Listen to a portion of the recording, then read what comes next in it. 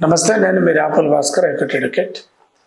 చాలామంది ప్రభుత్వం సంక్షేమ కార్యక్రమాల కోసం, ప్రాజెక్టుల కోసం, కాలువలు, రోడ్ల నిర్మాణం కోసం రైతుల దగ్గర భూముల్ని తీసుకోవడం అనేది జరిగింది.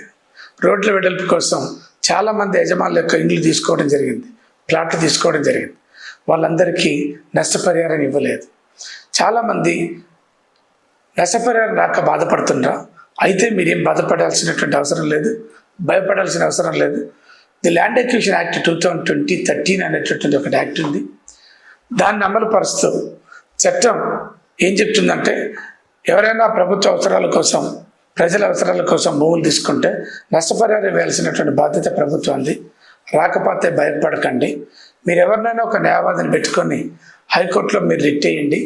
రిట్ పిటిషన్ వేస్తే ఆటోమేటిక్గా మీకు నష్టపరిహారం ఇప్పించేటటువంటి అవకాశం ఉంది. దాన్ని ఉపయోగించుకోవాలని, చట్టాన్ని అమలుపరచాలని, మీకు రావాల్సినటువంటి నష్టపరిహారాన్ని పొందాలని కోరుకుంటున్నాను.